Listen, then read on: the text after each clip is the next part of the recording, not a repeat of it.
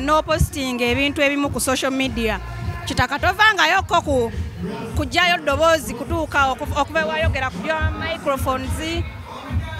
wabadde attacking ani tewali gwe nadde attacking for post yange eri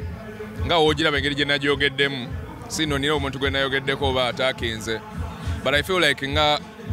abayimbi b'e Uganda tulina obusobozi bungi naye tulina we twesibira okitegere tulina ebirowoozo bye tulina mu bwongo bye tulina okwejjamu ate ogenda mu maaso okitegere kye ŋŋamba nti tulekerawo okubanga tuli wano wokka okitegedde ebintu byonna bye tukaabirira byonna connection weeziri webanga abantu abamu balina obusobozi obubikola lwaki abalala tebasobola bawerya okkubo ne babikola okitegedde oba kye ŋŋamba because waliwo already ababasemberedde basobola okuba obusobozi ne bakola ki ne bakola Joshua Baraka mulaba alinnya ennyonyi buli kaseera agenda n'afata n'akola ebintu bye okitegedde nange we mbasobodde ngenda n'enkola ki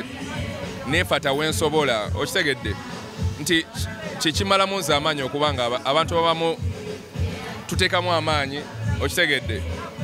ate abantu abamu ate ne babeera nti nno bo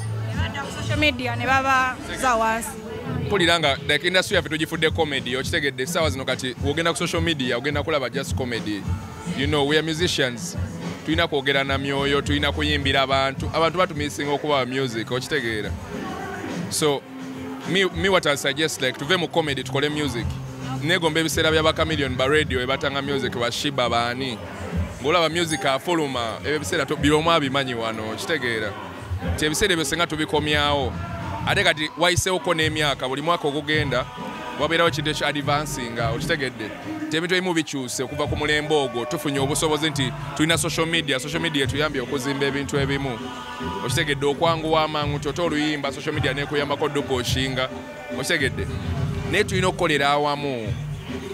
we need to work together nze sina gwe attacking nera oli wabeereyo nagasibana mu attacking aba alina ekikyamu I'm speaking for artists nga nange artist okuba nga ndi artist okitegeera